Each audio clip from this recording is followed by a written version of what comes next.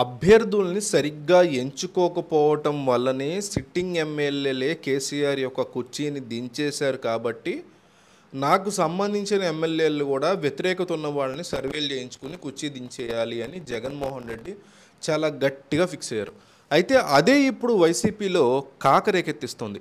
అభ్యర్థుల మార్పు, ఇన్ఛార్జీల మార్పు, కొంతమంది మినిస్టర్ల స్థానచలనం ఇవన్నీ కూడుకుని జగన్ పట్ల ఒక రకమైనటువంటి వ్యతిరేకత సొంత పార్టీ.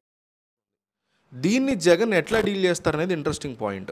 వైసీపీని వీడిపోవడానికి, వదిలి వెళ్ళిపోవడానికి ఇద్దరు ఎంపీలు ఇప్పటికే మానసికంగా సిద్ధపడిపోయారు అనేటువంటి మాట వినిపిస్తోంది.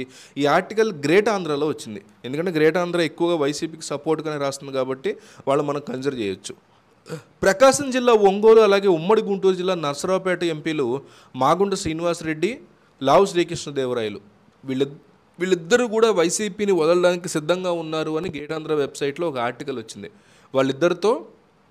వాళ్ళిద్దరూ వీడిపోవడం వేరు, వీళ్ళిద్దరూ టీడీపీకి టచ్లో వెళ్ళారు అని వెబ్సైట్ రాసుకొచ్చింది. టీడీపీలోకి టచ్లోకి వెళ్తున్నారు, వీళ్ళు ఆల్రెడీ టచ్లో ఉన్నారు, డెఫినెట్లీ వీళ్ళు టీడీపీలోకి వెళ్ళే అవకాశం ఉంది, సో వీళ్ళని జాగ్రత్తగా మీ వైపుకి మళ్ళీ తెచ్చుకోండి అని ఈ వెబ్సైట్ వైసీపీని హెచ్చరిస్తోంది. వైసీపీకి తెల్లారులు లేచిన దగ్గర నుంచి సపోర్టివ్గా ఉండేటువంటి గ్రేట్ ఆంధ్ర వెబ్సైట్ ఇట్లా రాసిందంటే అందులో ఎంతో కొంత నిజం ఉంటుంది. కాబట్టి వెంటనే అందుకోవాల్సినటువంటి బాధ్యత వైసీపీకి ఉంటుంది. ఒంగోలు ఎంపీ సీటు తన కుమారుడు మాగుంట రాఘవరెడ్డికి ఇవ్వాలని శ్రీనివాసరెడ్డి కోరుతున్నారు. ఇందుకు సీఎం జగన్ ససేమిరా అన్నట్టు తెలిసింది. శ్రీనివాసరెడ్డికి ఒంగోలు ఎంపీ టికెట్ ఇవ్వాలని ఎమ్మెల్యే బాలినేని శ్రీనివాసరెడ్డి కూడా పట్టుబట్టారు. కానీ జగన్ వీరి డిమాండ్లు పట్టించుకోలేదని సమాచారం. ఒంగోలు ఎంపీ బరిలో తన చిన్నాన్న వైవి సుబ్బారెడ్డిని నిలిపేందుకు జగన్ నిర్ణయించుకున్నారు. ఈ నేపథ్యంలో మాగుంట శ్రీనివాసరెడ్డి సైలెంట్గానే తన పని తాను చేసుకుపోతున్నారు. మాగుంట అన్ని పార్టీల నేతలతో సత్సంబంధాలు ఉన్నాయి. మంచి వ్యక్తినిగా ఆయనకు మంచి పేరుంది.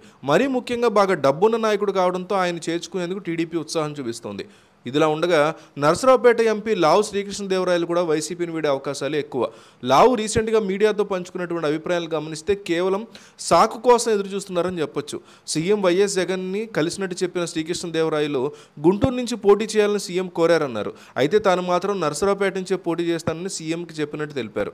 వైసీపీ అధిష్టానం నిర్ణయం కోసం వేచి చూస్తున్నట్టు ఆయన తెలిపారు. వైసీపీ అధిష్టానం లేదా సీఎం జగన్ ఆదేశాలు శిరసావహిస్తానని శ్రీకృష్ణదేవరాయలు చెప్పకపోవడాన్ని గమనించవచ్చు. ఎంపీగా శ్రీకృష్ణదేవరాయలు సొంత నిధులని సైతం ఖర్చు పెట్టి ప్రజాదరణ పొందారని సమాచారం. అంతేకాకుండా కేంద్రం నుంచి నిధులు తెప్పించి మంచి పేరు తెచ్చుకున్నారని తోటి ఎంపీలు అతని గురించి చెప్తూ ఉంటారు.